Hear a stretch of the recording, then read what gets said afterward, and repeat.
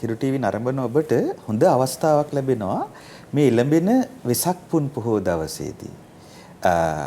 අපේ හිරු ටීවී ආයතනයේ ගරු සභාපතිතුමා රෙනෝ සිල්වා මැතිතුමා ගොඩාක් අර බුද්ධහා ලම්බන ප්‍රීතිය උපදින විදිහට එතුමා හැමදාම වෙසක් සම්බරනවානේ.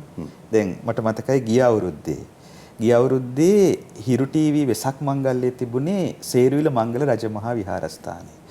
මුළු ලලාට ධාතුන් වහන්සේත් කේශ ධාතුන් වහන්සේලාත් වැඩ සිටින ඒ උතුම් මංගල මහා සෑරජානන් වහන්සේම විදුලි බුබුලු දහස් ගණනකින් ආලෝකමත් කරලා එතුමා පුෂ්ප පූජා දැන් අපේ මහාචාර්යතුමා සඳහන් කළා වගේ ආමිස පූජා ආදිය සියල්ලකින් යුක්තව බොහෝ දිනෙකගේ සිත් තුළ අර ශාස්ත්‍රුන් වහන්සේ ගැන ලොකු ගෞරවයක් ඇති වෙන විදිහට සේරුවිලදී ගිය අවුරුද්දේ වෙසක් මංගල්‍ය සැමරුවා.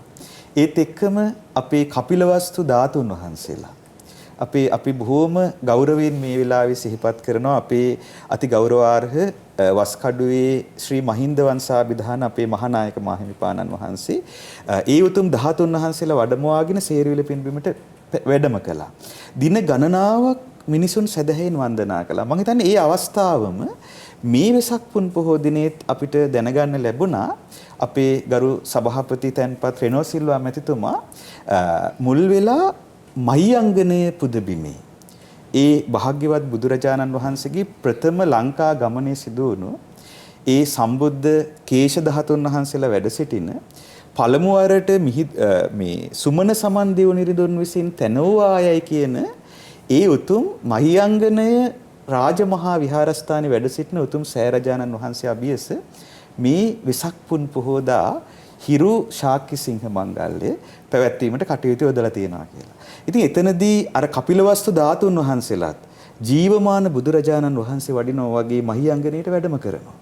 එතකොට ලංකාව පුරාම සැදැහැති ජනතාව ඒ උතුම් ධාතුන් වහන්සේලා වඳින්නත් ඒ වගේම මහියංගන සෑබිම වඳින්නත් මහියංගනයට පෙළ ගැහෙනවා. එතකොට ඔබ හිරු ටීවී නරඹන ප්‍රේක්ෂකයෙක් විදිහට ඔබ වෙසක් මංගල්‍යයට ඒ ආකාරයෙන් එකතු වෙද්දී මම හිතන්නේ අද මේ ශ්‍රවණය කරපු කරුණු හොඳට හිතේ දරාගත්තොත් දැන් අපේ ස්වාමීන් වහන්සේ පැහැදිලි කළා අර හිතට තරහ ගන්න නැතුව ඉන්න හැටි. දැන් සමහර විට අර ධාතුන් වහන්සේලා වඳින්න පොලිමේ ඉන්න වෙනවා. සමහර විට පැය කීපයක් සමහර විට සමහර අය මේ උදේ පාන්දර පටන් ගත්තට පස්සේ රාත්‍රියේ තමයි ධාතුන් වහන්සේලා වඳින්න ලැබෙන්නේ. එතකොට තබන පියවරක් පාසා දැන් ඒකට කියනවා පද වීතිහාරීය පින කියලා. ඒතර තබන පියවරක් පාසා මේ මම මගේ ශාස්ත්‍රුන් වහන්සේව දකින්ටයි යන්නේ කියන අදහසින් පාද තැබුවොත් එතකොට අර බුද්ධානුස්සතියම සිතෙහි වඩමින් හිටියොත් සමහර විට විවිධ ආයතින් පුංචි අඩුපාඩු වෙන්න පුළුවන් පෝලිං වල ඉන්න.